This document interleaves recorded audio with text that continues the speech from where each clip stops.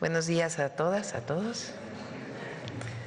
Hoy vamos a presentar el programa de educación media superior de preparatorias de tecnológicos para el 2026, un cierre de cómo quedó el 2025, la cantidad de escuelas que hicimos, el número de estudiantes nuevos que hay en educación media superior y cuál es el programa para 2026. Les adelanto que nosotros cuando entramos, lo digo cuando estamos en los eventos con los jóvenes, aún con la beca Benito Juárez redujo la deserción escolar en un porcentaje muy importante que dio el presidente López Obrador.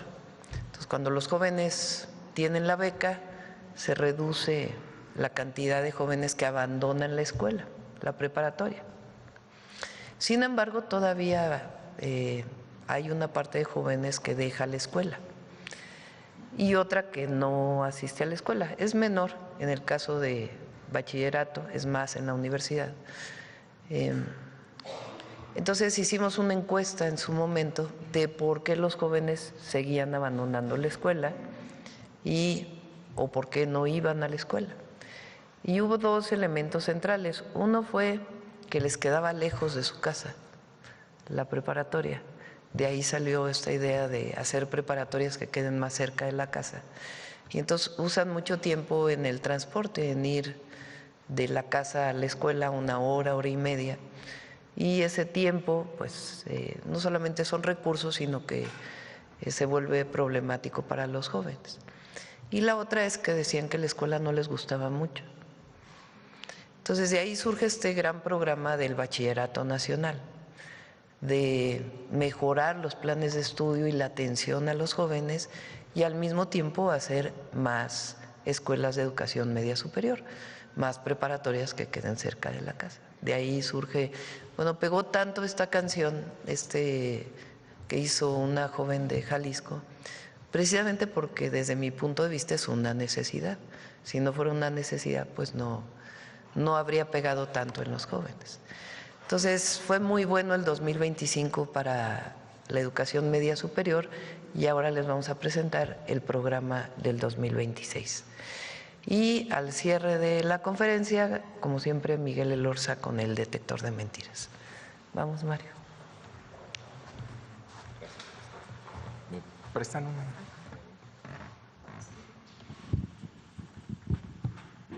Muchas gracias. Buenos días, con su permiso, Presidenta. Buenos días y a todas y todos. Bueno, vamos a presentar los avances del Bachillerato Nacional, la política educativa de la Presidenta para media superior. Adelante. Como ya lo ha dicho la Presidenta, se trata de construir más espacios, que no se queden jóvenes sin la posibilidad de estudiar porque no hay escuelas suficientes. La primera meta, la meta inicial, en la administración fueron 120,000 lugares, pero en diciembre la Presidenta ajustó la meta a 150,000 lugares.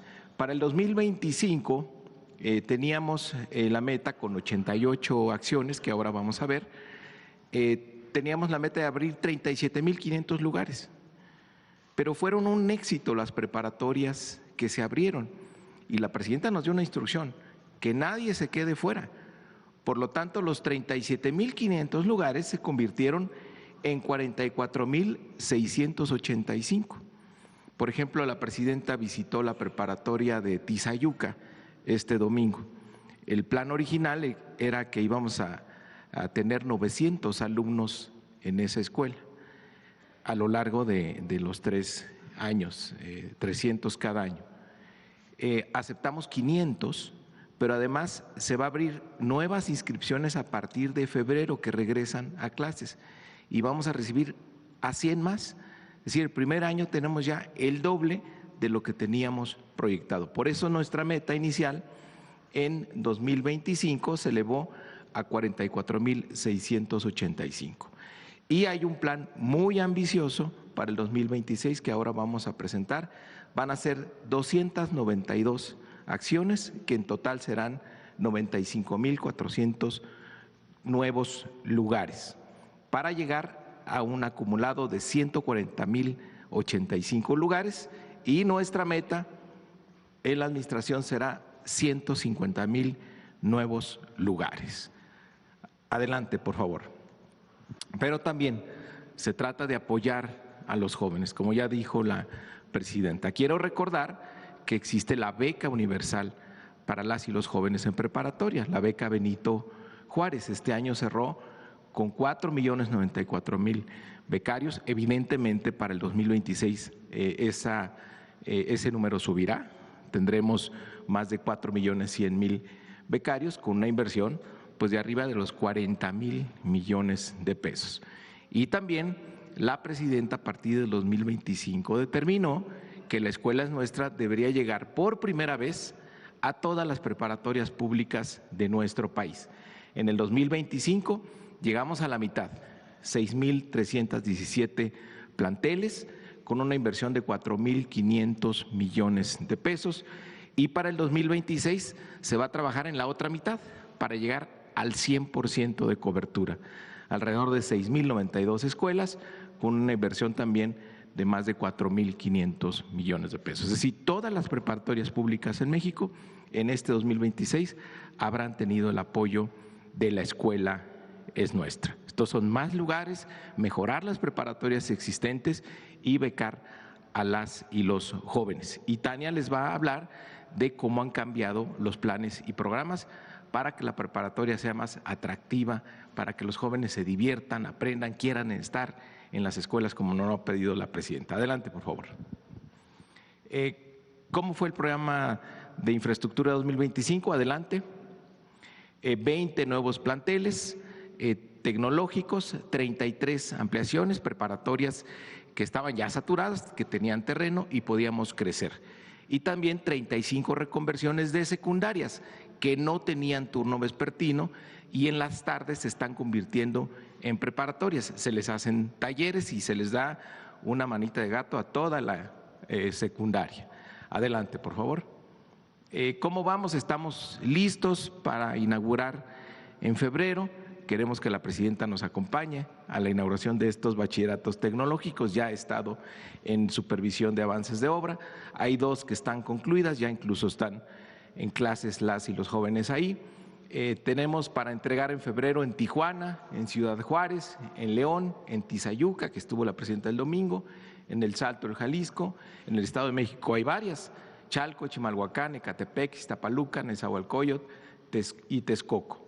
En Juárez y García, en el Estado de Nuevo León, en Cuautlancingo, en Puebla, en el Marqués, en Querétaro, en San Blas Atempa, en Oaxaca, ese es un CONALEP, en Benito Juárez, en Quintana Roo y en Mérida, Yucatán. Adelante. Estamos muy avanzados, ahí están las fotos, prácticamente toda esta infraestructura que la está construyendo la Secretaría de Infraestructura y el secretario Jesús Esteva ha estado muy al pendiente de esta infraestructura. Aquí está la de Mérida, todas están ya casi al 90%, prácticamente nos falta el equipamiento ahora en enero para estar listos en febrero. Este es un CONALEP en San Blas Atempa, en Oaxaca, El Salto, Jalisco, en Tizayuca, Hidalgo, ahí estuvo la presidenta, Cuautlancingo, Ciudad Juárez, también lo visitó la presidenta. Adelante. En Chimalhuacán, Ecatepec, Texcoco, Tijuana, León, Nezahualcóyotl y en Cancún, en Benito Juárez. Adelante, por favor. Y tenemos las ampliaciones, sí, preparatorias que están en funciones y que estaban saturadas. Se construyen más aulas, se construyen nuevos talleres. Tenemos ya varias concluidas en Tijuana, Tehuacán, en Tabasco, en Tlaxcala, en Veracruz.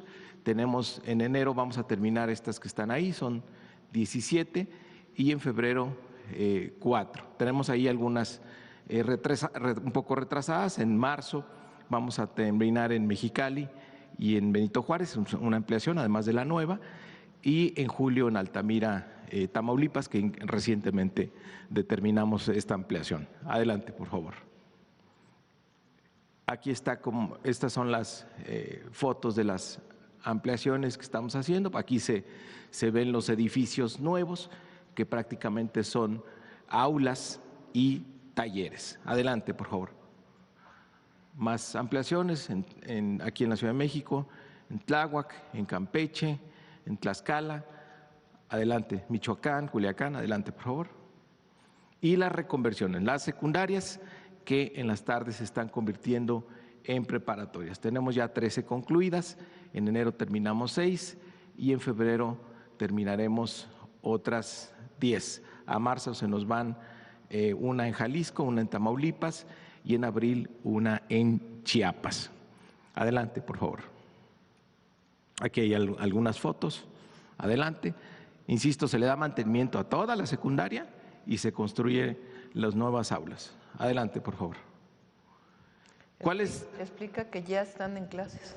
Sí, bueno, no crean que esto va a ocurrir. Por ejemplo, los bachilleratos tecnológicos ya están en funciones. ¿Qué hicimos?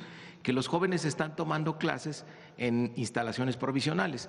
Conseguimos por ahí alguna secundaria o incluso algunas primarias que están cerca de donde va a estar el nuevo plantel y ya los jóvenes están en clases, iniciaron en clases en septiembre y todos están muy felices de que ya ahora en febrero pues se van a cambiar a su nueva preparatoria.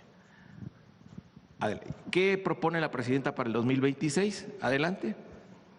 Un programa de 202 acciones para un total de 65,400 nuevos lugares, además del Plan Michoacán, que ahora lo vamos a ver. Son 20 bachilleratos tecnológicos nuevos, 52 ampliaciones, 130 ciberbachillerato, 202 acciones, 65,400 nuevos lugares para el 2026.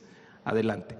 ¿Dónde van a estar? Se hace un estudio muy minucioso, estadístico, de cuántos egresados tenemos de secundaria y cuántos ingresos tenemos en media superior.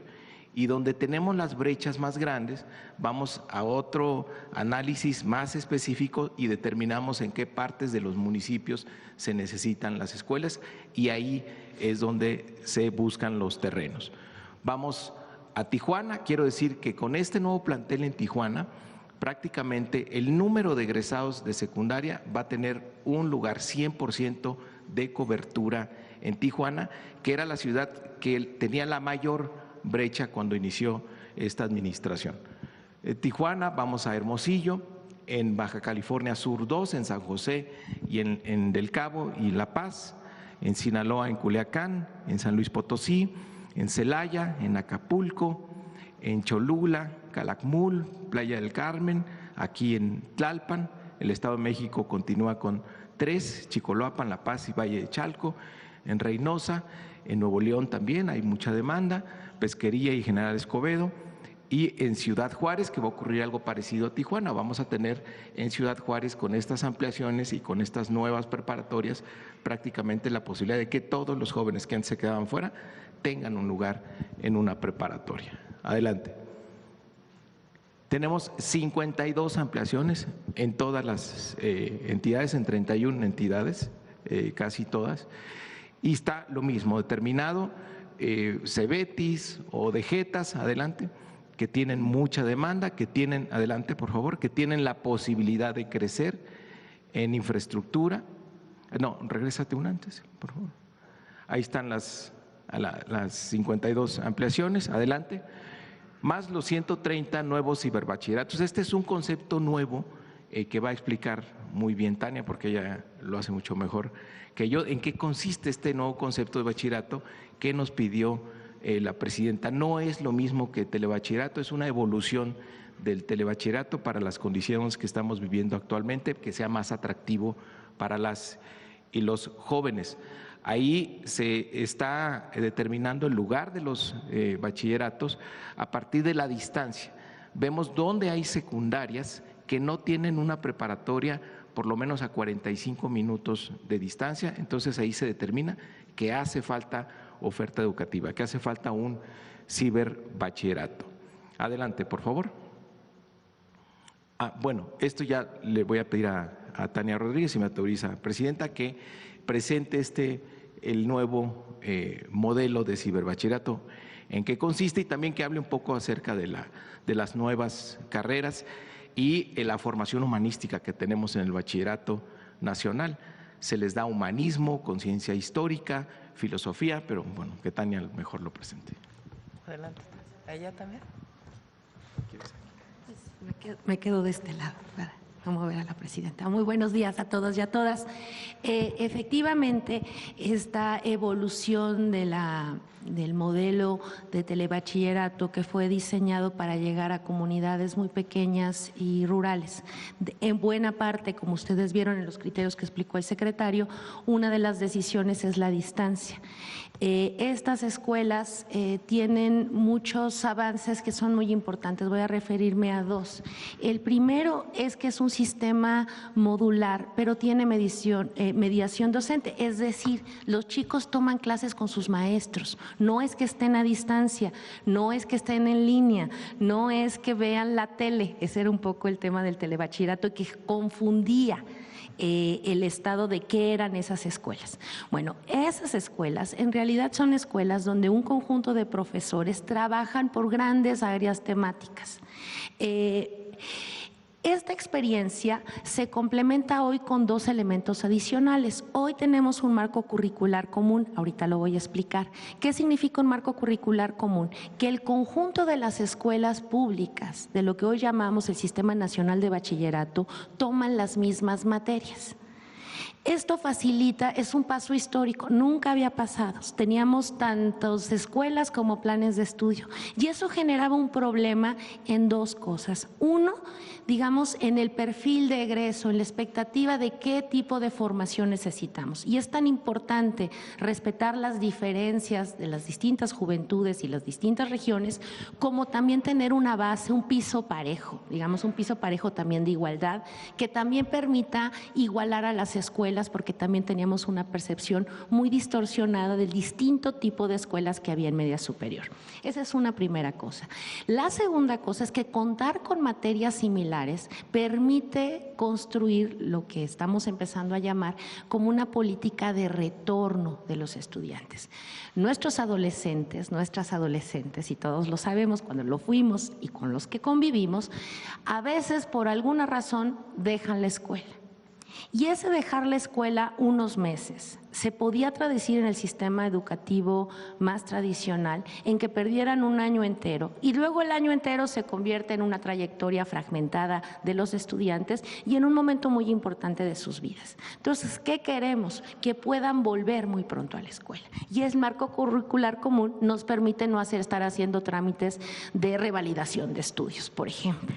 Nos va a permitir que fluyan mucho mejor nuestros estudiantes. Esto es muy importante. Eso es en realidad, digamos, tenemos un piso de materias y tenemos un techo de reglas, de abrazo general, que es esto que estamos llamando el Sistema Nacional y que va a permitir esta circulación y este acompañamiento de las escuelas. Entonces, estos antiguos telebachilleratos y que hoy estamos reformando, digamos, están acompañados además.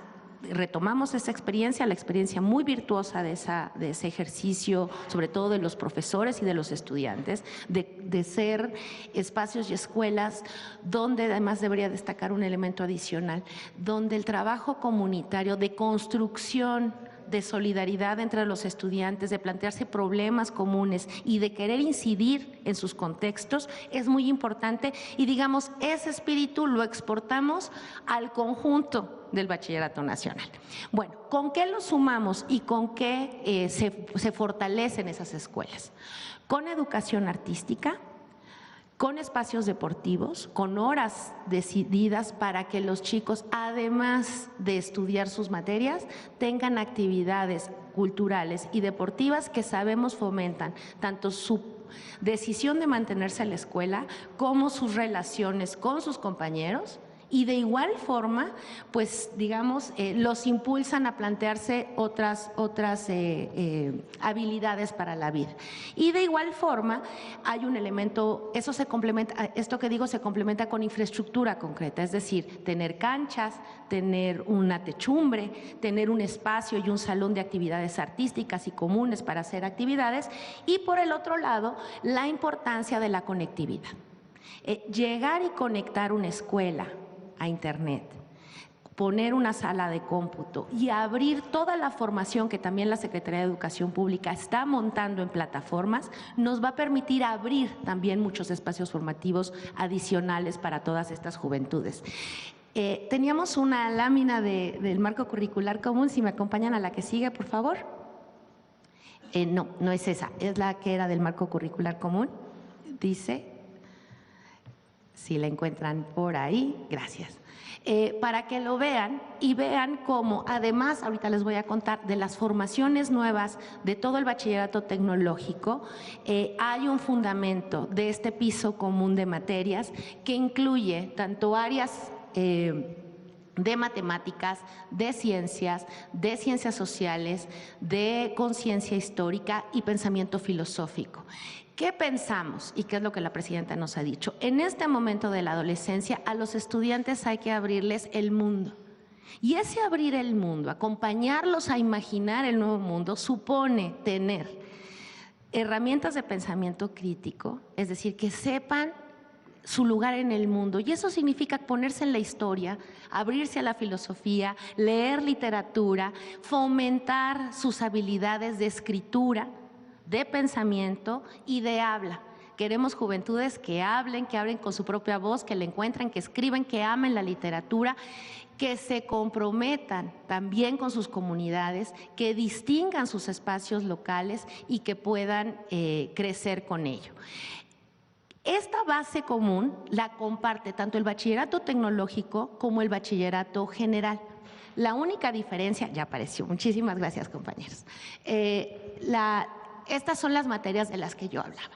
Todo este conjunto de materias, lengua y comunicación, fíjense, ya no le decimos español, ¿no? Es decir, lengua y comunicación porque lo que queremos es desarrollar la habilidad. Pensamiento matemático, misma cuestión, queremos desarrollar la capacidad de pensamiento abstracto y de que los chicos no le tengan miedo a las matemáticas, que las amen, que las quieran, que las entiendan. Ciencias naturales experimentales y tecnología como un paquete, digamos, cultura digital, que es muy importante y es una innovación para hacer un uso crítico de todas las tecnologías, tanto de nuestro teléfono, las redes sociales, aprender a saber leer las fake news, como nos enseña muy bien nuestro compañero al final, saber manejar la información, tener nociones éticas de uso de inteligencia artificial, es decir, una lectura política de esto. Conciencia histórica, ciencias sociales, pensamiento filosófico y humanidades y inglés, que es una materia que también viene como desde la secundaria y que se le da continuidad. Este es el conjunto completo. Todo el bachillerato nacional tiene esto. Y además, digamos, esto es lo que llamamos el currículo fundamental, hay un currículo laboral. ¿Qué significa eso?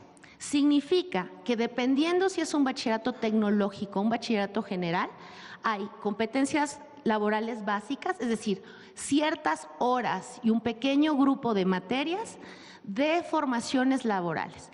Se llaman así porque dan salida a imaginar una relación con el mundo de trabajo, pero son también una posibilidad de imaginar opciones profesionales, de ver qué nos interesa hacer y que si al joven le gusta, siga y que además esto siga para una trayectoria universitaria si así lo deciden. Y en los tecnológicos tenemos carreras técnicas y tecnológicas, con lo cual tenemos, digamos, más horas de clase de estas carreras tecnológicas. En el medio, ¿qué está? Algo que llamamos la formación socioemocional y habilidades hacia la vida. ¿Qué significa eso? Asumimos que el proyecto educativo pasa por formar personas integrales y eso reconoce la formación socioemocional que hoy es tan importante en las juventudes. Necesitamos discutir en las escuelas qué significa la salud mental, qué significa fomentar la empatía, la comunicación, las habilidades como comunidades que son capaces de formar personas integrales, que sientan y piensan. Entonces, un poco ese es el modelo. ¿Qué les voy a enseñar ahora? Algunas de las carreras nuevas que estamos construyendo en las carreras técnicas y tecnológicas del bachillerato tecnológico. Les comento la que sigue, por favor, si regresamos a la otra, que toda, así como revisamos el marco curricular común, estamos revisando toda la oferta, todas las planes y programas de estudio de la formación laboral y es además la que estamos haciendo con las universidades. La que sigue, por favor.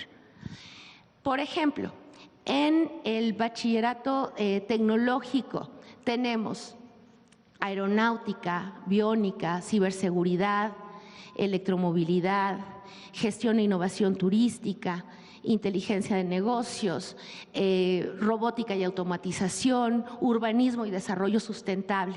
Todas este paquete de carreras son nuevas. Son nuevas en función de nuevas necesidades también, digamos, tanto de la ciencia como del desarrollo tecnológico. Y son esta larga tradición de bachilleratos tecnológicos que tenemos en el país. Estas son unas y tenemos otras adicionales que están en desarrollo, que tiene que ver también con todo el proyecto de México, País de Innovación, que la presidenta también ha planteado, de desarrollo de habilidades de gestión de software. La que sigue, por favor.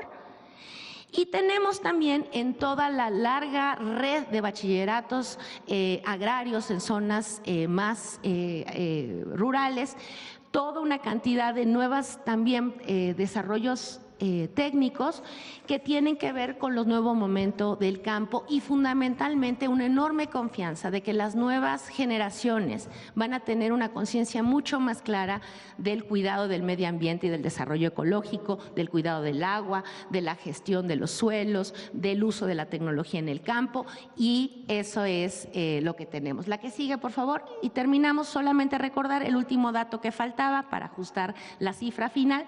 Tenemos el plan Michoacán, ahí hay 90 acciones, 10 bachilleratos tecnológicos, 10 ampliaciones y 60 ciberbachilleratos, lo cual da 30,000 lugares adicionales a los que había comentado el secretario. Muchísimas gracias, presidenta. Gracias. Acá se quedó el micrófono.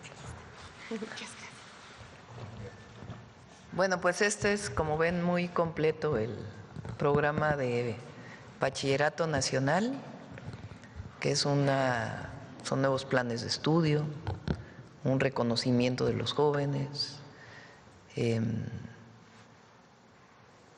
también atención, si no psicológica, por lo menos de las emociones, salud mental y salidas tecnológicas en algunos casos y en otros humanísticas, de humanidades, pero todos tienen una base común. Antes entraba al tecnológico y ya no había filosofía, ya no había historia. Ahora sí, se recupera esa parte de humanidades, de conciencia histórica y también la parte tecnológica. Entonces, realmente una revolución en la educación media superior, de ampliación de la matrícula y de recuperar no solamente el conocimiento, sino también reconocer a los jóvenes en esta edad tan difícil, de los 15 a los 18 años, y darles siempre la opción de la educación, que no sea porque no haya escuelas, que no vayan a la escuela. Bueno, pues es esto. Adelante, vamos a las preguntas. A ver, por acá la compañera que no ha preguntado. Buenos días, Presidenta. Yusbel Carolina, de Código Libre. Presidenta, México se convirtió en el principal proveedor de petróleo de Cuba, indica una nota financiera de Estados Unidos. ¿Las cifras del Gobierno de México respaldan esta información? Ayer pregunté a Pemex, que no me mandaron el dato, pero no se está enviando más petróleo del que se había enviado históricamente. No hay un envío particular. Durante muchos años se ha enviado petróleo a Cuba por distintas razones. Unas son contratos, otras son ayuda humanitaria. Incluso en la época de Peña Nieto, por ejemplo, se condonó una deuda que se tenía con Cuba.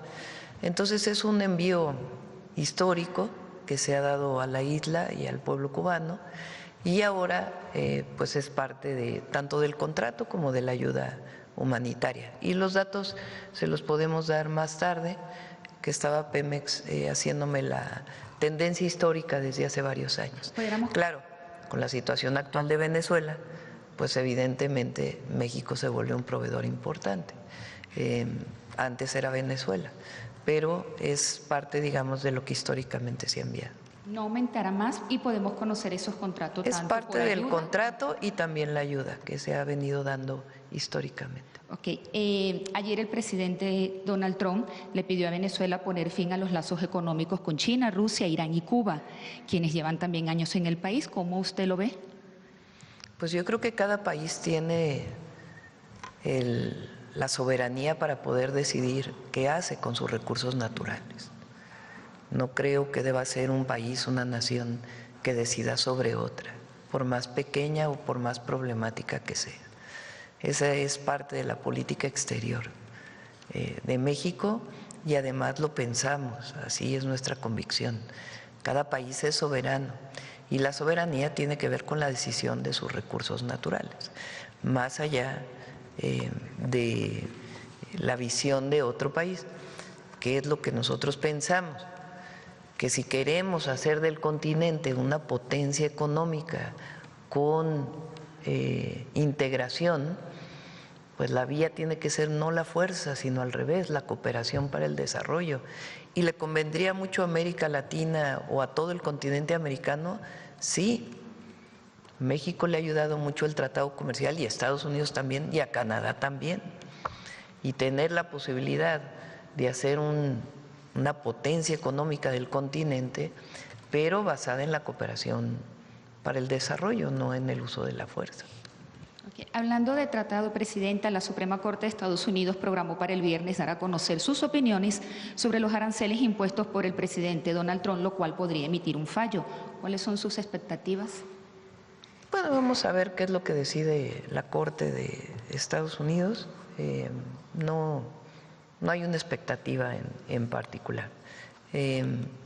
Lo que nosotros buscamos siempre pues es en el marco del comercio libre, del tratado comercial, que haya siempre un comercio justo.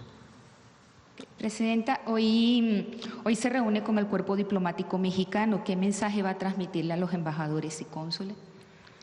Pues vamos a dar una plática, voy a platicar con ellos de lo que significa la transformación que vive nuestro país, qué hicimos en el 2025 y cuáles son los proyectos al 2030, de tal manera que ellos, además de lo que han escuchado de los secretarios, lo puedan escuchar de la presidenta y al mismo tiempo escucharlos. ¿Qué perspectivas hay desde cada embajada? Invitarlos también a que haya pues mayor cooperación cultural y económica con las distintas naciones del mundo.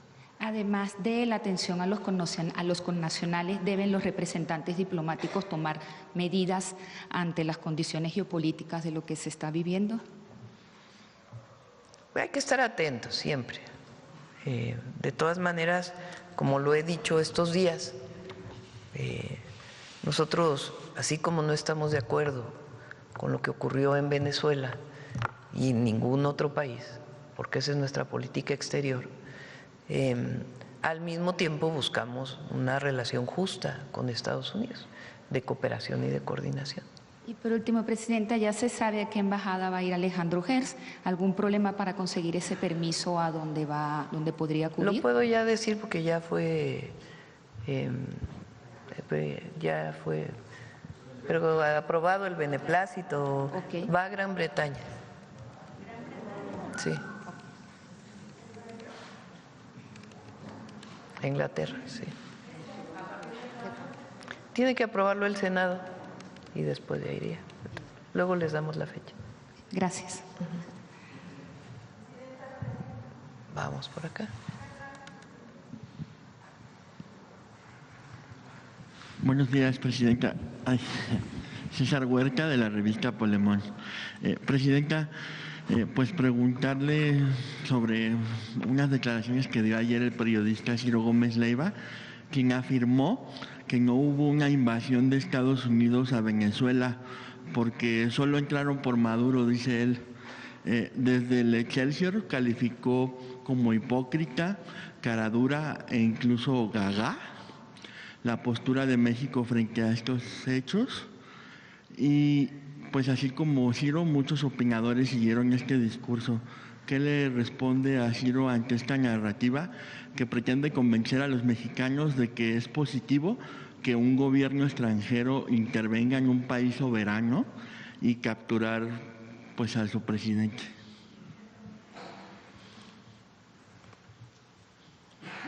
Es una visión, la verdad, muy antipatriota.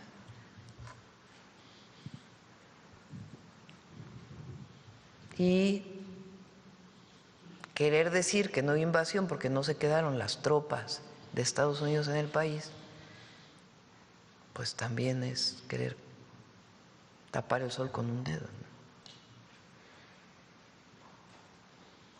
¿no? Más allá, repito, de la opinión que se tenga del gobierno de Venezuela, de Maduro,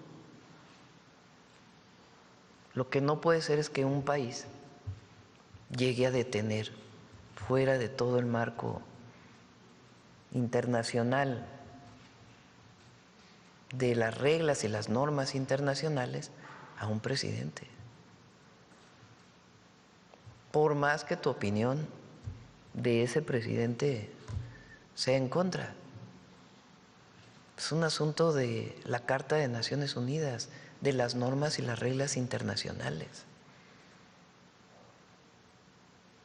Entonces, esta idea de porque se está en contra del régimen de Venezuela, hay derecho de otro país de llevarse al presidente, que además primero dijeron que era por este grupo delincuencial, ¿no? ¿Cómo se llama? Cártel de los Soles. Y luego dijeron que no, que en realidad no existe, que por cierto varios países los catalogaron y en realidad el propio Departamento de Justicia dijo que no, de Estados Unidos. No se puede estar de acuerdo con eso. Repito, independientemente de su posición.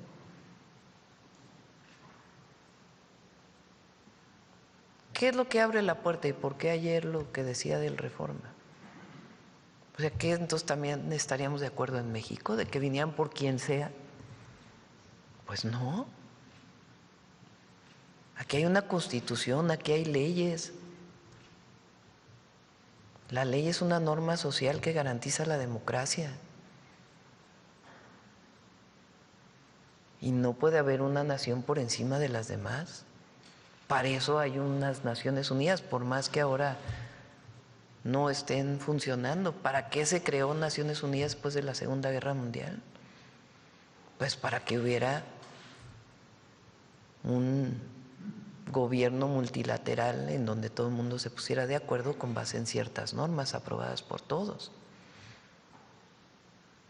Entonces, esta opinión de varios comentócratas, conductores, a ver, que le expliquen al pueblo de México que están de acuerdo con que Estados Unidos intervenga en el país, o en Colombia, o en cualquier país del mundo, y particularmente en América Latina. No se puede estar de acuerdo con ello. No le llama él invasión, bueno, tiene que llamarle de otra manera, pero de que llegó Estados Unidos a Venezuela por encima de las normas internacionales y de las leyes de Venezuela, fue así.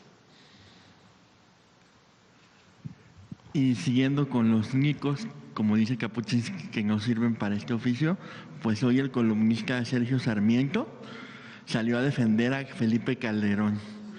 Dice que no tiene sentido culpar de todo a un expresidente que dejó el cargo hace más de una década y que Calderón tuvo virtudes y defectos como cualquiera, pero no es culpable de los errores de sus sucesores.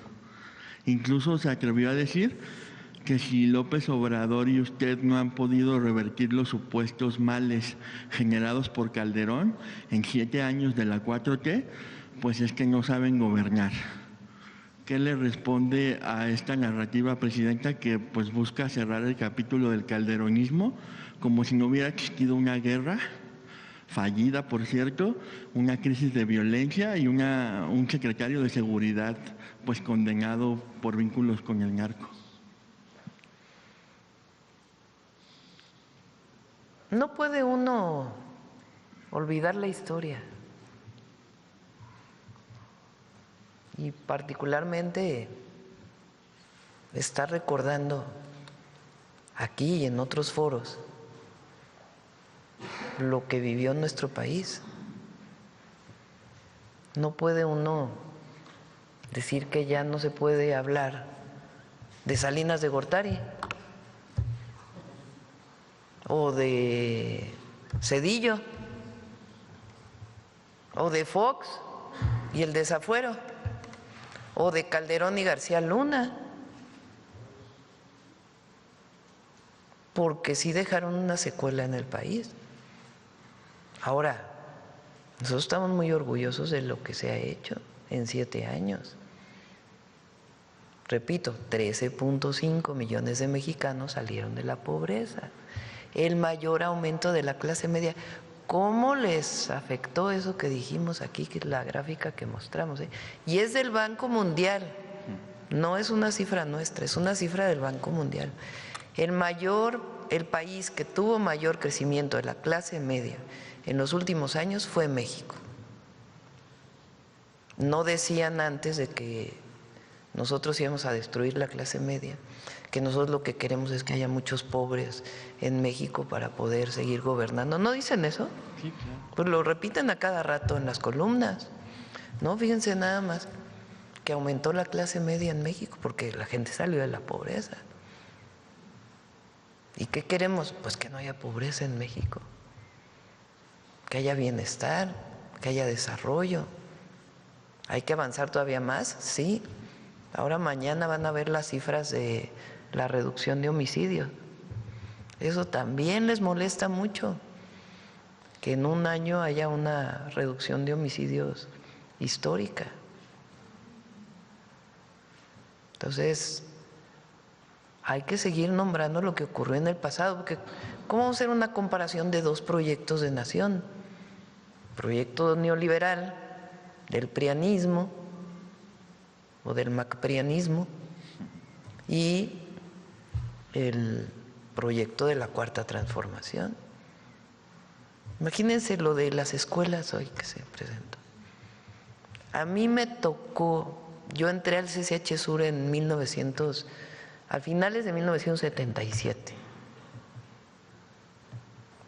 Mi número de cuenta empieza con 78. Entré en el 78, ya tengo mis años. El primer movimiento estudiantil en el que participé se llamó el Movimiento de Rechazados. ¿Qué era el Movimiento de Rechazados? Los jóvenes que no pudieron entrar a la preparatoria a estudiar porque no había suficientes escuelas, era el inicio del neoliberalismo. Después se hicieron algunas escuelas por la presión de los propios estudiantes, no por decisión del gobierno. Porque lo peor, después les dijeron ninis, ni estudias ni trabajas, pero imagínense decirle a un joven rechazado. ¿Y por qué participamos? Aunque yo había entrado a la escuela, pues porque me parecía terrible que hubiera jóvenes como uno que no tuvieran escuela. Bueno, ahora estamos reivindicando al máximo el derecho de los jóvenes a la educación, de todos, incluso de los adultos, a la educación, que es una reivindicación contraria al periodo neoliberal. Entonces, sí es distinto. Y hay que seguir hablando de ello. Y hay que seguir hablando de García Luna, que es el que está preso en Estados Unidos por vínculos con el narcotráfico. ¿Les molesta? Sí, sí les molesta, pero hay que seguirlo diciendo. ¿Por qué? Porque Calderón hizo de su sexenio la lucha contra el narcotráfico la esencia de su gobierno. Sáquenlo de contexto. Un país cualquiera, llega un presidente y dice: lo que más voy a atender, el problema central de México es el narcotráfico. Entonces, mi gobierno se va a dedicar a la guerra contra el narco. Bueno, y resulta que años después detienen a su secretario de Seguridad que encabezaba esa guerra por vínculos con el narcotráfico. Bueno, ¿cómo no quieren que lo digamos?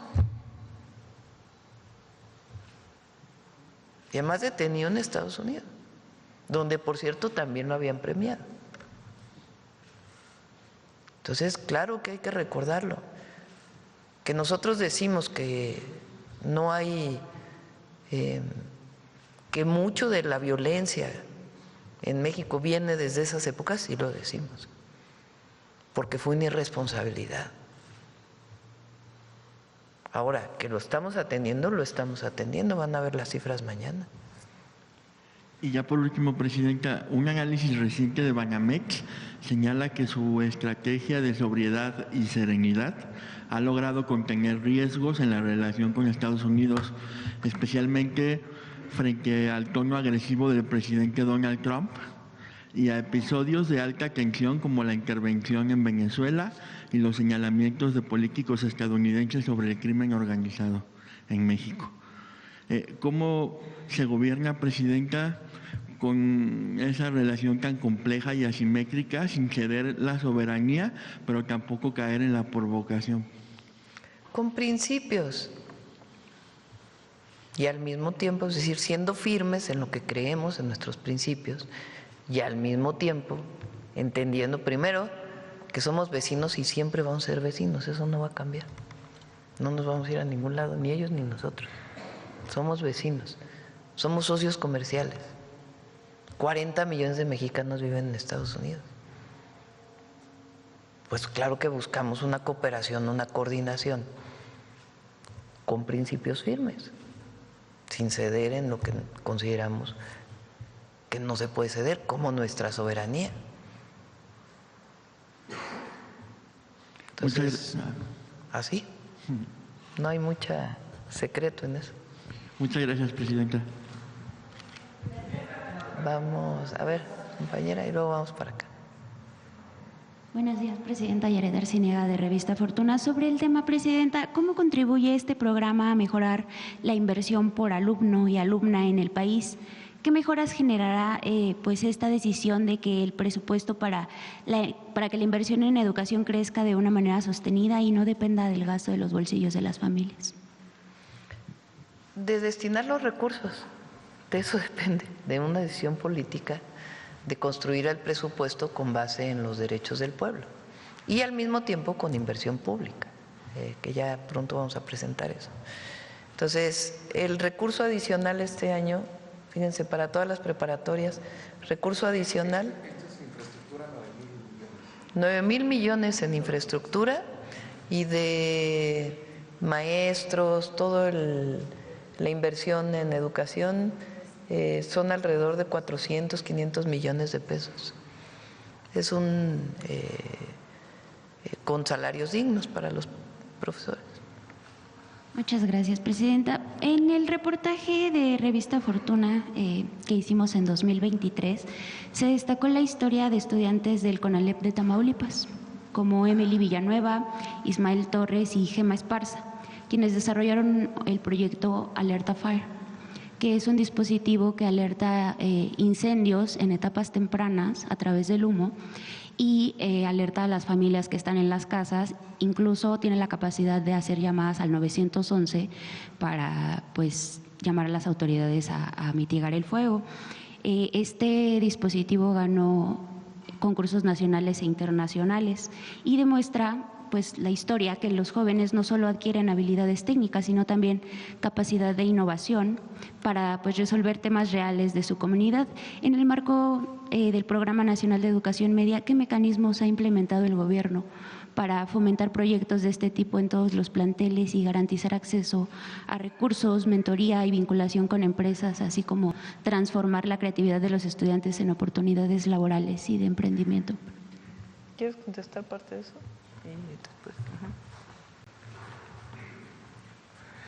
No, ese que señalas es solo un ejemplo de todos los reconocimientos que tienen los jóvenes en México. Tienen una gran innovación, por eso esta actualización curricular, por eso estas nuevas carreras. De hecho, estas nuevas carreras son las que más demanda tienen ahora. De la oferta tradicional vienen las nuevas carreras, son las que más demanda tienen. Recientemente la presidenta nos hizo el favor de acompañarnos a la Feria de Innovación del Tecnológico Nacional de México y pudo atestiguar, por cierto, ¿se acuerda de los jóvenes que iban a ir a Japón que tenían los robots de sumo? Pues le cuento que ganaron medalla de oro ahora en Japón, en un concurso de robótica, los jóvenes del Tecnológico Nacional de México, y así tenemos de manera muy frecuente reconocimientos internacionales. A ver si le mandamos los videos para que los pase, como los de los deportistas.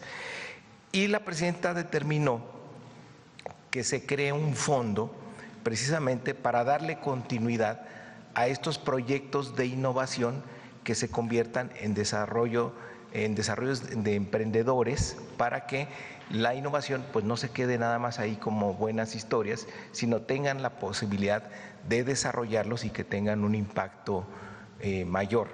Por ejemplo, ahora los talleres de robótica que estamos poniendo en los CEBETIS, queremos que los brazos de robótica los desarrollen los jóvenes del Tecnológico Nacional de México. En lugar de salir a comprar alguna empresa, empezar a generar ecosistemas donde se impulse también la tecnología que están desarrollando a nivel superior y que sirva para media superior. Tenemos que visibilizar más estas innovaciones que están ocurriendo tanto en media superior como en educación superior, y esa es la instrucción que tenemos de la presidenta. Estamos muy emocionados en el Tecnológico diseñando este nuevo fondo para que tengan la posibilidad de incentivar además mayor innovación en este sistema de educación superior. ¿Hay algún tipo de becas que se le esté dando a los estudiantes en la fase de desarrollo del proyecto? No en la fase final, sino la parte de los materiales, de la investigación, del protocolo de investigación. Todos tienen, aquí la beca es universal. La beca Benito Juárez es para todas y todos los estudiantes de educación media superior. Todos, no hay distinción, es una política de derechos. Muchas gracias. Lo que preguntas es muy interesante. Ustedes saben que yo muchos años de mi vida me dediqué a la ciencia, a la investigación. México tiene una característica no muy positiva, digamos, en el sentido de que la creatividad del mundo científico y tecnológico en México no se traduce necesariamente en tecnologías mexicanas que se incorporen al mercado. Se quedan luego en el invento, la patente, y ese paso para convertir a México en una potencia tecnológica, por algunas diferentes razones que algún día las podemos platicar con más detalle, no da el salto. Bueno, ahora nos estamos dedicando mucho a eso. Con AFINSA ya tenemos un programa que ya lo vamos a presentar, que es parte de este relanzamiento, digamos, en distintas áreas del Plan México, de incubadoras, de financiamiento y de vínculo también con empresas. Una parte obviamente pueden ser empresas públicas, pero otra parte pues puede haber empresas mixtas o empresas privadas que desarrollen la inventiva que se ha desarrollado en los tecnológicos. El CONALEP es una institución, el Tecnológico Nacional. Bueno, creatividad no le falta a los mexicanos, mexicanas y los mexicanos somos de una creatividad excepcional, producto de nuestra cultura y del sistema educativo, que por más que lo critiquen la derecha, y el sistema educativo público es un gran sistema de educación. Si no, no tendríamos esta creatividad y desarrollo que hay con los jóvenes. Y el área científica. Entonces, este brinco para poder impulsar estos inventos lo estamos trabajando, y ya hay varias que ya vamos a presentar muy pronto. Muchas gracias, presidente. También viene el cambio en la ley de patentes y de propiedad intelectual. Muchas gracias, presidenta. Si me permite una pregunta al secretario. Recientemente se presentó la estrategia de educación financiera impulsada por la Secretaría de Hacienda y la CONDUCEF, y en donde pues también participa la Secretaría de Educación. ¿Podría hablarnos un poco de la integración de esta estrategia en los planes de trabajo y educativos que hoy están presentando?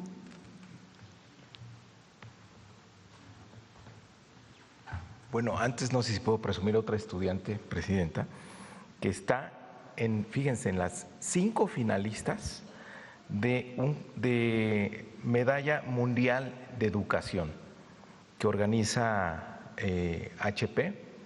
Ya le informaron, ella es Valeria Palacios Cruz, es una carta que le envía a la presidenta, que se la voy a entregar. La semana que entra van a dar a conocer al ganador o la ganadora, pero ella está entre las 5 finalistas y egresada del CONALEP y estudiante del Instituto Tecnológico de México. Entonces es otro ejemplo más de los jóvenes innovadores. Y me preguntaste de… Sobre la estrategia de educación financiera. Ahí hay esas propuestas.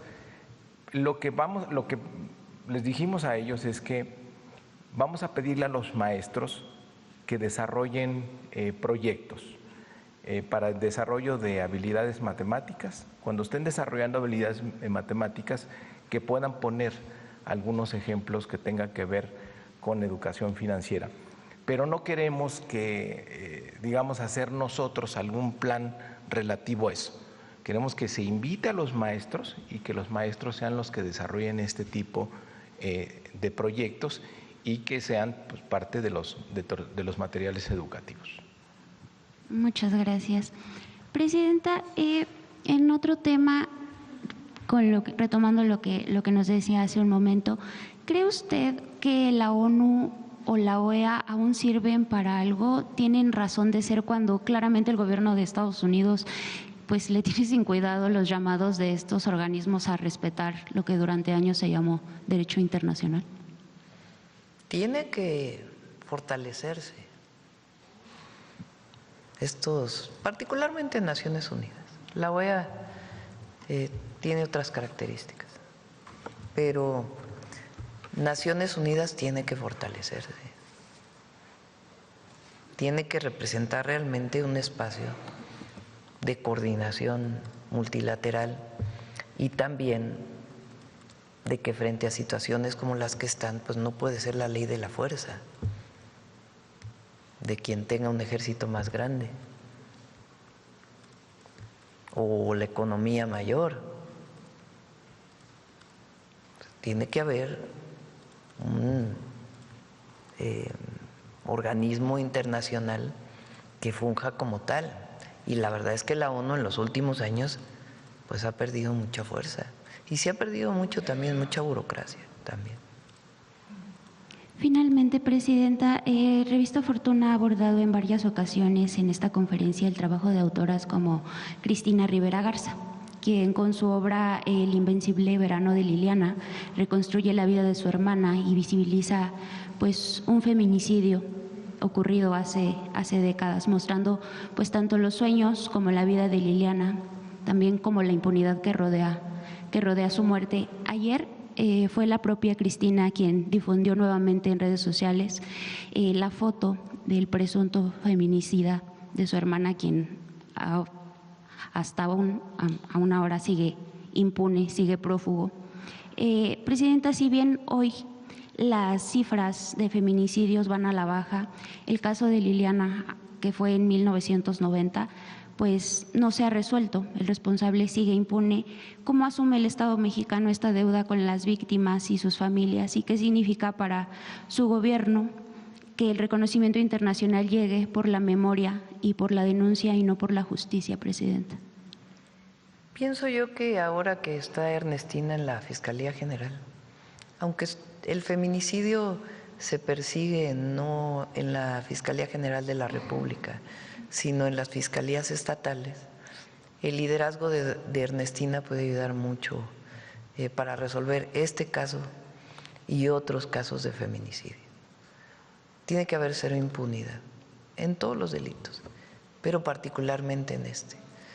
Vimos en la historia reciente fiscales que al revés, en vez de querer resolver un feminicidio, acusan a la víctima de haberse suicidado o revictimizar. porque tenía, como un caso en Morelos recientemente, que se dijo que en realidad la chica, no recientemente con Margarita, sino con el anterior fiscal, que la chica había fallecido por prácticamente estar con bebidas alcohólicas, ¿no? Entonces eso no puede ser.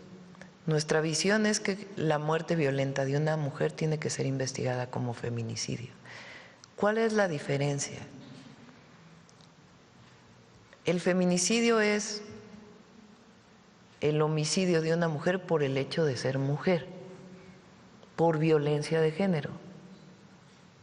Entonces, la muerte violenta de una mujer, su carpeta de investigación tiene que ser abierta por feminicidio. Si en el transcurso de la investigación se ve que no fue feminicidio, sino fue otra causa la muerte, por haber participado, no sé, en alguna situación delincuencial que no tenga que ver con su condición de mujer, entonces la carpeta puede cambiar, pero debe investigarse como feminicidio. Y hay mecanismos hoy que permiten incluso, porque el feminicidio lamentablemente en la mayoría de los casos ocurre, el homicida, el que comete el delito es alguien cercano a la mujer, en la mayoría de los casos, parejas, exparejas, familiares. Eso es lo que dice la estadística. Entonces, cuando hay presunción de la familia cercana por antecedentes de violencia, tiene que ser investigado bajo esa condición. Eso está establecido ya en muchas fiscalías estatales. Entonces hay que avanzar en ello está Citlali, pero ahora con el liderazgo de Ernestina, su visión y su experiencia en la Fiscalía de la Ciudad de México, pienso yo que va a ayudar mucho. Entonces, en este caso, sería muy bueno que la Fiscalía General orientara este caso. Muchas gracias, presidenta. Buen día. Vamos a ver. Ahorita vamos para acá, que nos preguntan. Buenos días, presidenta. Buenos días, subsecretaria, funcionarios, compañeros, compañeras. Sósimo Camacho, de Luces del Siglo. Presidenta, se nos ha presentado ahora este programa muy interesante sobre este bachillerato nacional. Durante todo el periodo neoliberal, pues prácticamente no se abrieron escuelas, por el contrario, se cerraban escuelas públicas y hubo una amenaza prácticamente sobre el cierre de instituciones de educación superior y media superior en el país y particularmente de las escuelas normales rurales. En ese sentido, preguntarle, presidenta, en todo este esquema, ¿qué papel van a jugar las escuelas normales rurales si están consideradas como parte de este proyecto, incluso para, pues para poder preparar a los profesores que estarán en las escuelas de educación básica del país? Y, presidenta, ¿y qué hay sobre las demandas que tienen pues prácticamente de manera permanente estas escuelas en asuntos de infraestructura, en asuntos también de reconocimiento a las características con los ejes del normalismo rural y del respeto a su organización, que está próxima a cumplir 100 años, la Federación de Estudiantes Campesinos Socialistas de México? ¿Quieres comentar algo de las normales? Tenemos mucho reconocimiento por las normales y en el año que termina, en el presupuesto del FAM, que es el apoyo para la infraestructura de educación superior y de todos los niveles, ahí a las escuelas normales se incrementó un 15% adicional y se va a mantener para el 2026 para mejorar las condiciones de las y los estudiantes de las normales. Y también hicimos un acuerdo con la Federación de los Estudiantes de los normales. Tenemos muy buen diálogo. De las normales rurales. Sí, tenemos muy buen diálogo con ellos. Y también lo que llegamos ahí a un acuerdo con ellos, porque la ración que se les daba, este apoyo para sus alimentos, estaba muy diferenciado. Había algunos que tenían muy poquito y otros que tenían más, entonces tuvimos el acuerdo de que fuera un monto parejo para todas y todos. Entonces estamos en una transición para que en este 2006 todos reciban el mismo monto de ración, que los vayamos emparejando en año con año. Entonces tenemos un gran reconocimiento y apoyo a las normales y tenemos un diálogo permanente con ellos. Muchas gracias. Presidenta, siguiendo con el tema educativo. Aprovechando, claro. Perdón que te interrumpa, ¿por qué no les platicas del OPN? Pues aprovecho para agradecerles a los jóvenes de la UPN que tuvieron ahí un movimiento desde hace 2 meses. Tenemos un acuerdo, regresamos a clases hoy, por cierto, y hicimos el compromiso de que nadie pierda el semestre. Estuvieron en paro por ahí 2 meses, se va a recuperar en este mes de enero. Visitamos sus instalaciones, tanto del Ajusco, de la 092, que es la sede principal, como otras 2 subsedes que tienen aquí en la Ciudad de México. Y la presidenta nos dio la instrucción de apoyarlos.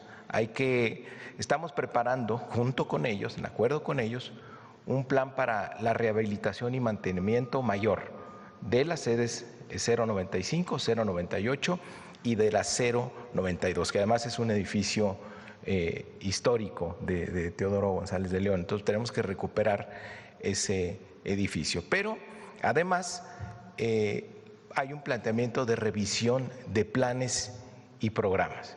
Entonces establecimos ya mesas de trabajo, se va a hacer la revisión de todas las licenciaturas que tienen ahí.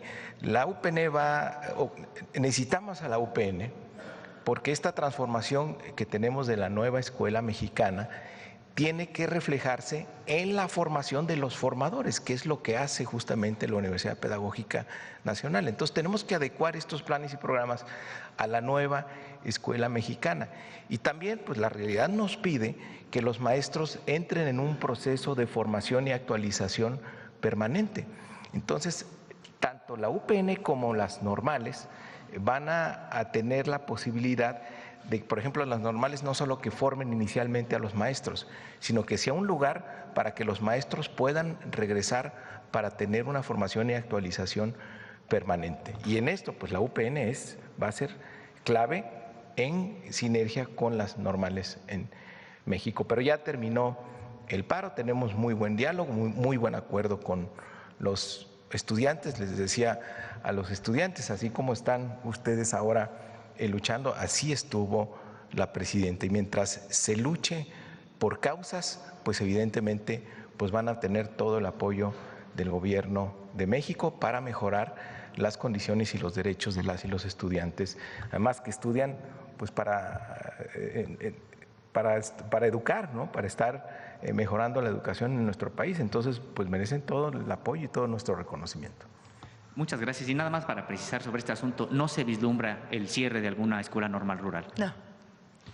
En otro tema también educativo, Presidenta, pues la reforma educativa de 2013, la de Enrique Peña Nieto, pues se impuso con muchísima, podríamos decir que sangre, incluso, no solamente por los miles de heridos en las protestas, y también por los pues al menos 8 muertes que generaron precisamente la imposición de esta reforma, decenas de detenidos, algunos incluso maestros llevados a penales de alta seguridad, y así fue como se impuso esa reforma, pero también con 1.500 despedidos, 1.500 profesores y profesoras que como represión precisamente de aquel gobierno, tanto el federal como los estatales, terminaron fuera.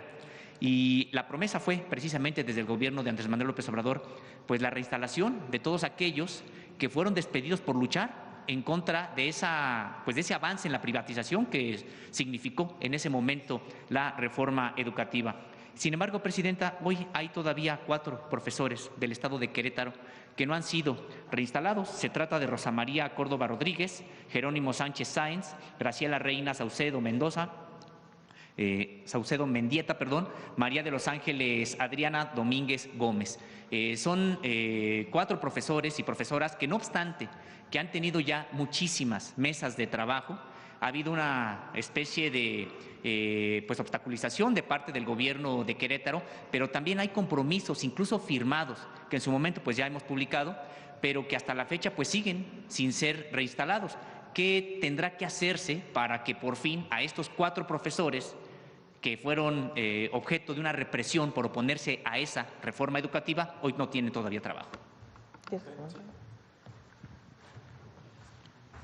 Sí, justo tenemos ese caso de los profesores de Querétaro y otros en Jalisco en la misma situación, que fueron despedidos de manera injustificada por oponerse a la reforma educativa de Peña Nieto. Y en los dos estamos tratando el asunto ahí. Son indemnizaciones de montos grandes. La presidenta nos dio la instrucción de que nosotros resolviéramos ese asunto. Sin embargo, efectivamente no ha habido la cooperación que quisiéramos de los gobiernos del Estado, porque los recursos tienen que ejercerse a través del gobierno del Estado, y por una cosa por otra que no se sabe cómo registrar esos recursos, porque no son salarios caídos, porque en su momento se les despidió y ahora se trata de recuperarles su antigüedad. No se ha encontrado la forma de que se pueda ejercer esto sin que implique alguna responsabilidad para los funcionarios. Pero de nuestra parte, quiero decirle a esos maestros y a los de Jalisco que tenemos la instrucción de la presidenta de que ese asunto se resuelva, porque es un asunto de justicia. Muchas gracias. Presidenta, también ya en el caso de Venezuela, pues usted se ha referido con firmeza en esta condena a esta agresión del gobierno de Donald Trump en contra de un país soberano, y que hoy estamos viendo noticias acerca de que Donald Trump administrará el dinero que provenga de los entre 30 y 50 millones de barriles que pues prácticamente está, por llamarlo de alguna manera, expropiando a Venezuela. Estamos viendo una situación muy complicada porque esto genera pues nuevas condiciones para la relación de Estados Unidos con América Latina, con los países de América Latina. Y, presidenta, yo lo que quiero preguntarle a usted, sabiendo la responsabilidad que tiene como jefa del Estado mexicano, que hay 40 millones de mexicanos allá en Estados Unidos, pero que también hay principios que usted ha considerado innegociables, ¿cómo precisamente equilibrar estos dos aspectos? La responsabilidad para una relación con Estados Unidos, pero al mismo tiempo ser firme en las convicciones, en los principios, en la no intervención, en el rechazo a la injerencia, además de una potencia que prácticamente vaya salta porque requiere el petróleo, así lo dice. Y si nosotros vemos la estrategia de seguridad nacional de Estados Unidos, es una declaratoria muy similar a la que hiciera Alemania de los años 30. Por su seguridad requiere territorio, por su seguridad requiere recursos. Es decir, un discurso muy peligroso y que, sin embargo, decíamos, pues usted tiene esta responsabilidad tan alta. ¿Qué es lo que hará México frente a Estados Unidos? Es decir, pues tenemos un tratado de libre comercio, vamos junto con Estados Unidos y con Canadá, a inaugurar un mundial el próximo año. ¿Cambiará algo en la relación de México? Este año, así es, en 2026. ¿Cambiará algo de la relación de México con Estados Unidos? ¿Seguirán los acuerdos en materia de seguridad, por ejemplo? ¿Habrá algo que México revise de la relación con Estados Unidos?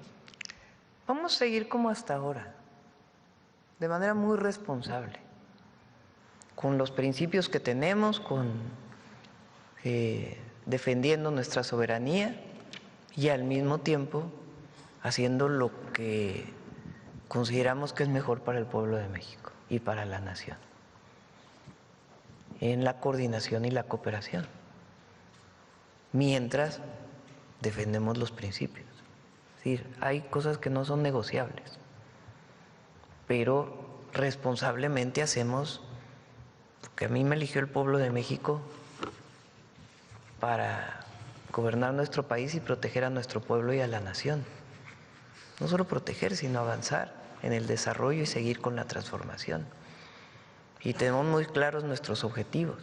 Por eso hay que ser muy responsable, muy responsable.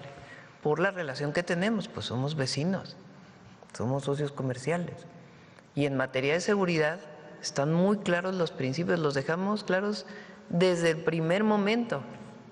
Ya lo dijo el presidente Trump, él tiene su manera de concebirlo, pero en efecto él nos ha propuesto muchas veces que entre el ejército de Estados Unidos a México, y todas las veces le hemos dicho que no, todas las veces le hemos dicho que no debe ser así, que cada quien actúe en su territorio. Presidenta, hay otro tema que ya se le había empezado a plantear a usted hace algunas semanas sobre Tláhuac y Milpalta, particularmente sobre Milpalta, sobre pues una oposición de un sector también de allá de la población de Milpalta, muy importante desde mi punto de vista, y que algunos de los proyectos de la ciudad, pero más allá, sin entrar a la discusión sobre tienen razón o no quienes están oponiéndose a uno de los proyectos de la ciudad en Milpalta, llama la atención que la diputada por Tláhuac y Milpalta, Judith Vanegas Tapia, pues acusó en una reunión pública a un abogado que se ha encargado de defender desde sus convicciones y desde sus puntos de vista comunidades indígenas de prácticamente toda la geografía mexicana. Se trata del abogado Carlos González García. Sin embargo, la diputada por Tláhuac y Milpalta señaló que este abogado era un enemigo histórico de su gobierno e incluso pues usó su nombre para señalar que usted, de palabras textuales, cualquiera que esto signifique, usted ya lo traía ubicado y que pues dijo, no sé si viva, no sé si no viva, pero la presidenta ya lo trae. Esto de manera pública, están los videos ahí. Preguntarle, presidenta, sobre pues alguien que utiliza incluso hasta su nombre por alguna disputa política, tenga razón o no tenga razón, pues amenaza en este caso a un abogado que está en los pueblos de Milpalta. No escuché lo que dijo Judith Vanegas. Evidentemente, pues aquí hay libertad y no se puede amenazar a nadie por pensar distinto. Lo cierto es que en el caso de Milpalta, de los pueblos originarios de la Ciudad de México y particularmente Milpalta, ha habido consultas indígenas con toda la metodología que se debe de utilizar, en este caso para el cablebús que quiere hacer la jefa de gobierno, o que les propone, digamos, la jefa de gobierno. Nosotros vivimos un caso similar en Milpalta cuando fui jefa de gobierno, fíjense, de una escuela que está ahí hecha, terminada. Se hizo una consulta indígena, se ganó que la escuela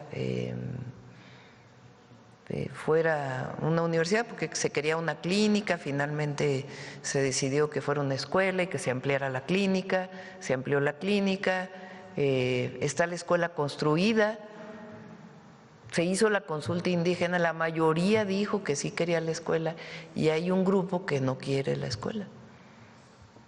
No sé si ya finalmente se abrió la escuela o no, no tengo información, pero como un edificio completo con recurso público, un grupo que no quiere la escuela está por encima de la mayoría.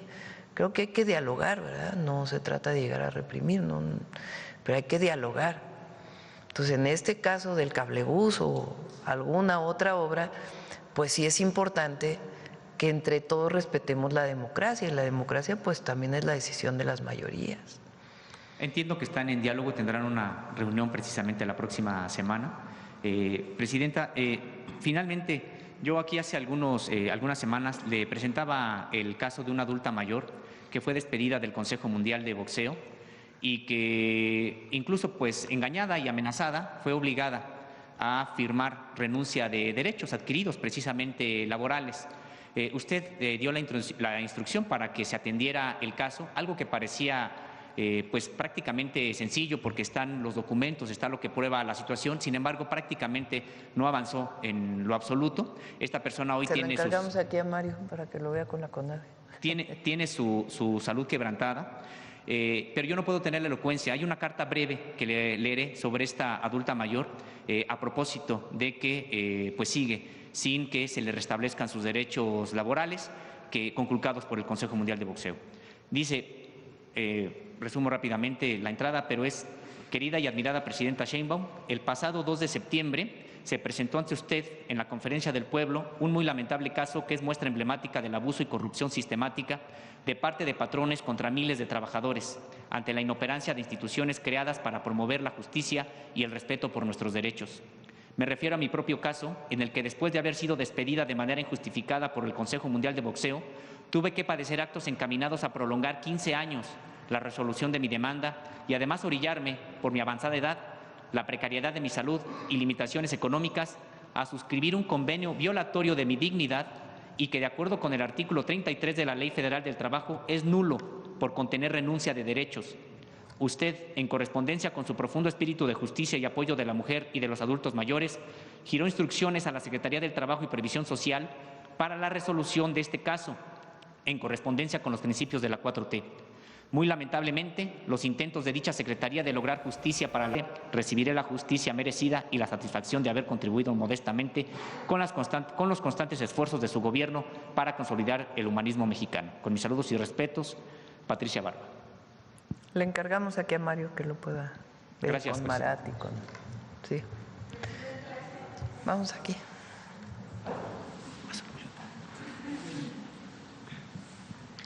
Muchísimas gracias, presidenta. Janet Galindo, de Grupo Transmedia La Chispa. Pues en primera instancia quisiera preguntarle en torno a todo esto que se está viviendo, este entorno ya a nivel pues Latinoamérica, América y a nivel mundial, ¿de qué forma su gobierno va a blindar todos los programas sociales que trae ya en esta administración? Desde antier nos comentaba, antier nos tocó este apoyo, todas estas becas, de todos estos programas del bienestar. Ayer que tuvimos también aquí la presencia de los pequeños, pues también de qué forma se va a blindar ese derecho también hacia los niños. Y bueno, pues ahorita también estamos viendo lo de este programa de bachillerato. Esta como primer pregunta, si es tan amable. En el presupuesto público están los recursos destinados. Vamos a invitar a Antonio, el director del SAT, a una de las mañaneras con el secretario de Hacienda para que vean cómo cerró el año en recaudación fiscal y cuál es la propuesta para el 2026. El presupuesto se aprueba por el Congreso, por la Cámara de Diputados, la Ley de Ingresos por la Cámara de Senadores y Diputados se aprobó el año pasado y ahí vienen los recursos completos para los programas de bienestar, que son sagrados. Primero porque están en la Constitución y segundo porque es nuestra convicción. Entonces, todos los programas de bienestar tienen garantizados sus recursos. Presentamos el lunes cómo vienen los programas de bienestar, 6,400 pesos bimestrales para los adultos mayores y así para cada uno de los programas que tienen su aumento con base en la inflación. Entonces, están garantizados todos los programas, la beca Benito Juárez, la beca Rita Cetina universal para todos los estudiantes de secundaria y la nueva beca que es Rita Cetina para útiles y uniformes escolares para la primaria, para todos los estudiantes de primaria, que van a recibir 2,500 pesos las familias para poder tener apoyo para útiles y uniformes escolares en una sola exhibición. Eso van a empezar las asambleas en febrero. Y la beca Gertrudis Bocanegra, que hoy es para todos los estudiantes de licenciatura de escuelas públicas, además de la de Jóvenes Escribiendo el Futuro. La Gertrudis Bocanegra es, digamos, la extensión de la Benito Juárez, que es para transporte, un apoyo para transporte para los jóvenes que reciben 1,900 pesos bimestrales. Ahora es universal para todo Michoacán y la idea es poderla ir ampliando a más jóvenes de licenciatura, de tal manera que todos los jóvenes, todos los niños y niñas tengan por lo menos un apoyo, sobre todo quien más lo necesita, para poder seguir estudiando, que lo económico no sea un problema. Es decir, está garantizado el recurso, no hay ningún problema. No hay ningún problema con todo el conflicto internacional. Sí. Por otra parte, quisiera preguntarles, nos comentaba ahorita el secretario, ya las infraestructuras en cuanto a ciertas instalaciones para universidades ya están a un 90%, si no me equivoco. Saber si en Yucatán, más aproximadamente, si ya tienen una fecha, bueno, a nivel nacional, pero digo en específico en Yucatán, si tienen una fecha aproximada, ¿cuándo estarán estas ¿La Rosario universidades? Castellanos? Exactamente. ¿Cómo se llama el municipio donde está la Rosario Castellanos? Canacín. Canacín. ¿Por qué no le preguntan a Alma cuándo vamos a inaugurar Canacín? Sí, pero la sede, no sé si ya está terminada o… En estos meses se inauguran todas, Tijuana ya está terminada. Sí. Pero los estudiantes pueden entrar, toman clases a distancia, están abiertas las convocatorias y cuando está la sede, entonces ya pueden elegir presencial o semipresencial, llevar una parte a distancia y otra presencial. Ok, muchísimas gracias. Ahora les decimos cuando está Canacín. Sí, para que allá sepan también más o menos. Muchísimas gracias.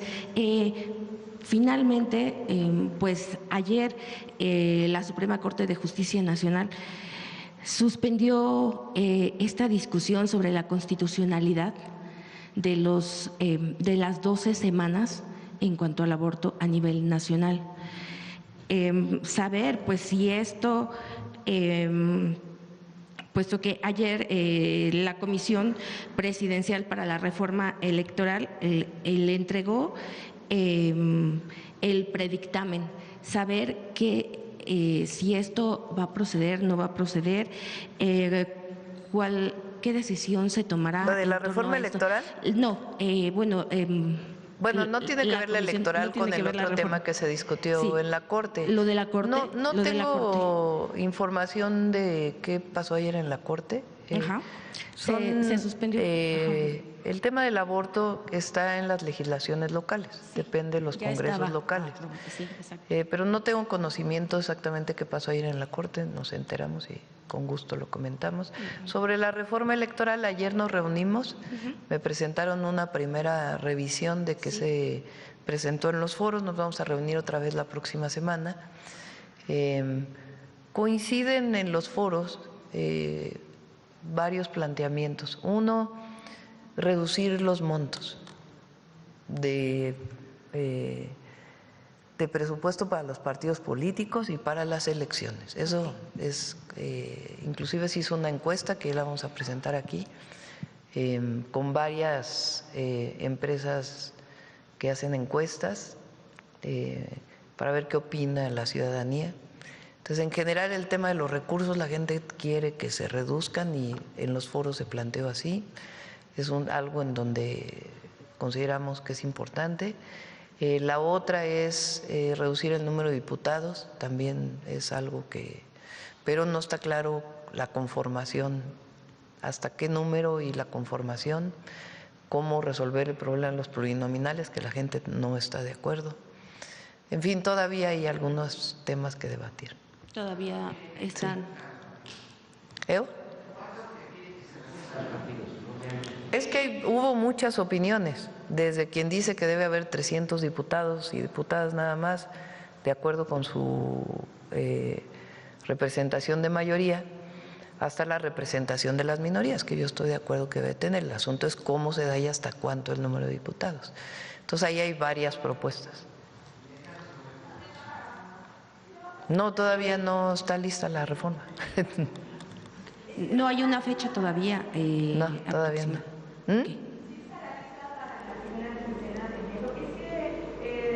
Sí, lo mencionó Ricardo Monreal. Apenas nos vamos a reunir el próximo lunes. Ya ven que nos reunimos con los coordinadores parlamentarios. Todavía no está terminada la propuesta. Muchísimas gracias, Presidenta. Bueno, yo creo que 9-7.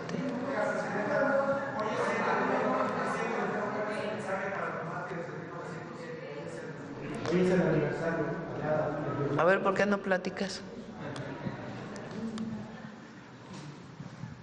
Presidenta, hoy es 7 de enero, una fecha histórica. Es el 119 aniversario de los mártires de 1907. Yo soy originario de Río Blanco, Veracruz. Ahí también fueron masacradas muchísimas mujeres por órdenes de Porfirio Díaz, que mandó al ejército a masacrar. Ahí fue también el inicio de la revolución junto con la huelga de Cananea. ¿Cuál sería su mensaje en esta fecha histórica, el día de hoy, 7 de enero, presidente? Nunca más. Ese es el mensaje. Nunca más. Gobierno que reprima a los trabajadores. Gobiernos que repriman los movimientos sociales. Porfirismo que la derecha intenta reivindicar.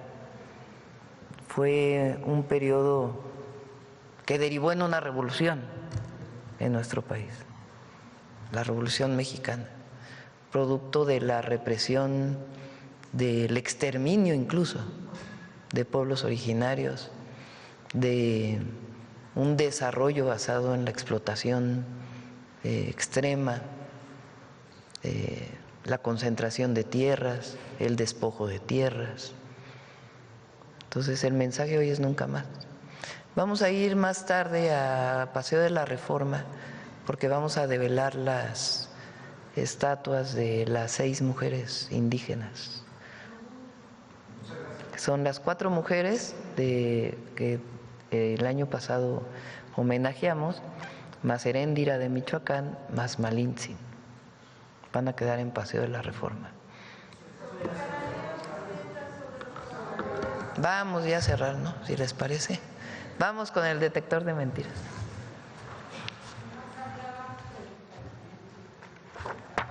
Con su permiso, Presidenta.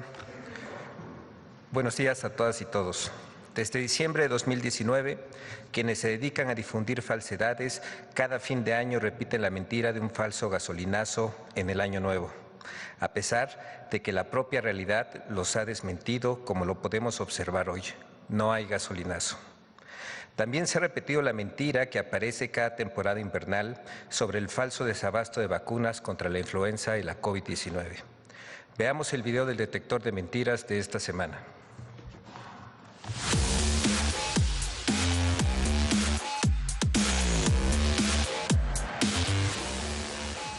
El falso gasolinazo de 2026, la supuesta pérdida de empleadores en México, presuntos daños a hospitales por el sismo del 2 de enero y la mentira sobre la escasez de vacunas contra la influenza son algunas de las noticias falsas que el detector de mentiras localizó esta semana. 1. Daños en el nuevo hospital del ISSSTE en Chilpancingo, Guerrero, por el sismo del 2 de enero. ¡Mentira!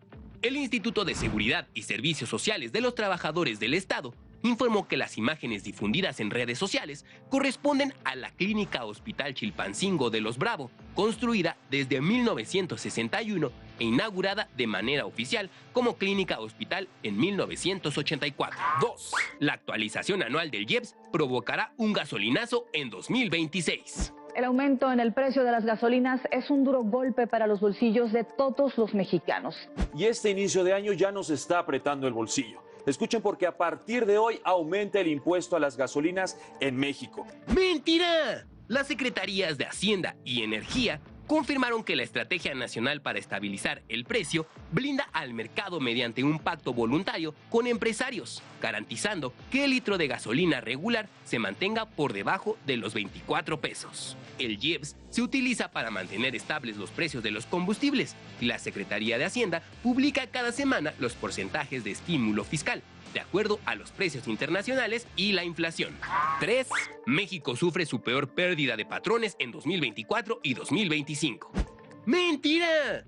No existe una pérdida de empresas. La variación en las cifras presentadas en un diario de circulación nacional responden a una limpieza de registros administrativos y no a una crisis económica. El IMSS aclaró que se implementó un filtro antisimulación que valida las inscripciones de personas físicas directamente con el SAT, lo cual frenó la creación de registros irregulares que antes inflaban la base de datos. Esta medida transparenta la solidez del mercado, donde ahora predominan las personas morales y se han generado más de 599,000 empleos formales en 2025. 4. México reporta escasez de vacunas contra influenza H3N2. ¡Mentira! la campaña de vacunación para la temporada invernal 2025-2026, que estará activa hasta el 3 de abril, tiene como meta la aplicación de 50.5 millones de dosis en el país, incluyendo 35.4 millones contra influenza estacional, las cuales están disponibles en todas las unidades médicas del sector público. 5. Una jueza electa en la elección judicial de 2025 absolvió a Daniel Arizmendi. ¡Mentira! La resolución fue emitida por la titular del Juzgado Segundo de Distrito en materia penal en el Estado de México, quien ocupa el cargo desde noviembre de 2022.